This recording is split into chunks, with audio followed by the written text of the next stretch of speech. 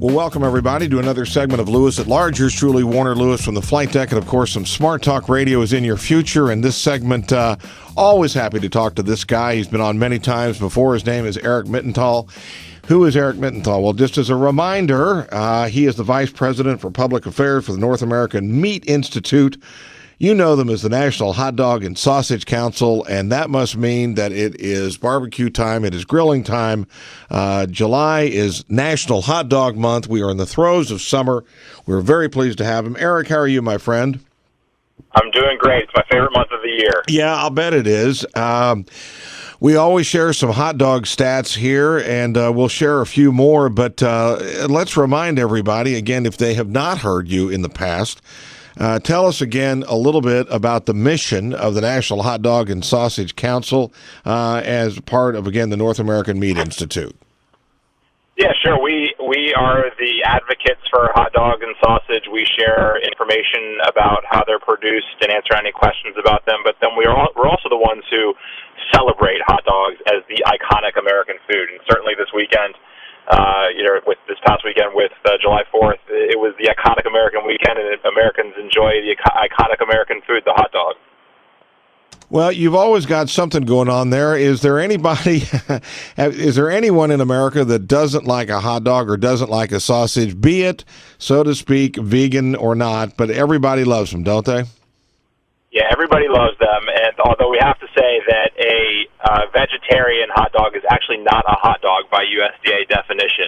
By USDA says it's meat in the casing, so we stick to the meat ones, but everybody loves hot dogs. Yeah, I know. Again, as part of the Meat Institute, indeed. Well, again, we've just celebrated the nation's birthday, Independence Day, and that obviously is a very, very big weekend, but and again, you may not have them right in front of you, but how many hot dogs and or sausages or whatever stat you want to share do we consume in a year as Americans? In a year, we consume 20 billion hot dogs, and that's just hot dogs. Sausages would add even more. So we eat quite a bit, and then over the July 4th weekend, we ate 150 million alone. It was the biggest weekend for hot dog consumption of the year. And throughout the summer period, we eat a lot of hot dogs. So we're right in the prime hot dog eating period. Wow. So again, a part of what your job is to do is to tell people, you already know this, but eat more hot dogs. That's right. We just try to get the hot dog information out there.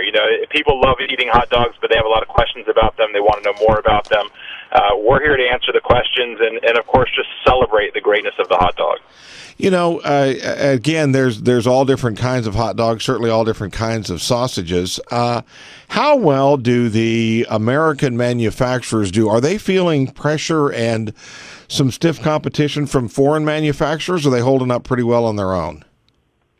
I think they're holding pretty well on their own. I mean, we see, particularly around the country, the hot dog is fairly unique in that there are regional brands all around the country that people enjoy. So, if you're in Kansas, you might be eating a different kind of hot dog than us in D.C. and on the West Coast and the East Coast. And so, you have your national brands, but there are also kind of the beloved regional ones as well. And so all across the country we see that, and American hot dogs do quite well.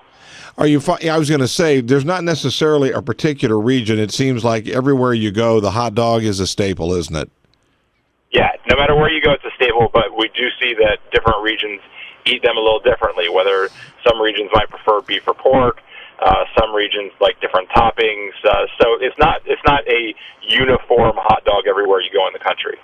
Let me ask you something. I don't think it divides 50-50, but what about, do you guys have an official stance on the use of ketchup on a hot dog? Is that allowed or not allowed? Our official stance is that if you are over the age of 18, you should not be putting ketchup on your hot dog. So it's a very controversial stance, but Dirty Harry laid down the law, and so we got to follow him. Got it. So if I want to put ketchup on my hot dog, I got to whip out a driver's license or something that says I'm 18 or under. That's correct. Okay. Well, the other thing too is, and again, when this hits the air, the deadline will have passed. But you've always had this Really interesting thing about having your customers, the hot dog lovers across the country, come up with bumper sticker slogans. Tell us a little bit about that. Yeah, so we try to come up with different contests every year to give away hot dogs. We love getting people's creativity juices flowing, and so this year we came up with a hot dog bumper sticker contest. And a lot of people road trip over the summer. Some people road trip for hot dogs. And so we want to be able to give people the capability of sharing their love of hot dogs whenever they hit the road with the bumper sticker. And so we want people to send their ideas. It's open through July 10th to contest at hot-dog.org. And the best ones are going to be put up as finalists on our Facebook page, and people can choose their favorite. And that one will be made into our official bumper sticker. Again, if you just joined us, here's truly Warner Lewis from the flight deck of Lewis at Large Radio. This segment got a good one going. Always enjoy talking to Eric Mittenthal. He's the Vice President of Public Affairs at North American Meat Institute, also known as the National Hot Dog and Sausage Council. Their job is to promote, talk about, and educate you about all things hot dog and sausage. Eric, again, I guess we kind of joked about it, but let's just take a quick look.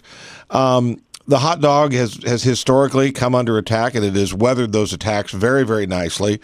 A little bit holds true also for sausages, but what is going on with the whole, as you say, what do you call it, food in a casing, the vegan dogs and all that? The hot dog, how are sales overall? Good? Yeah, sales are strong. I mean, there are a lot of factors that influence the sale of hot dogs and meat in general. And so we've seen overall that meat prices have gone up for a variety of reasons, and so that in itself has impacted sales of hot dogs, and sales have been down a little bit. But we know that demand for hot dogs and meat products in general has remained very high, and so you would expect that if the prices stabilize a little bit, that we'll see the consumption numbers go back up. What about again the hot dog? As you said, was it's regional in many respects. We all know about Chicago hot dogs versus some of the other ones. What about and we've talked about this in the past? What about the various ballparks around the country? Minor league, major league, the hot dog is a staple there, and they vary quite a bit, just stadium to stadium.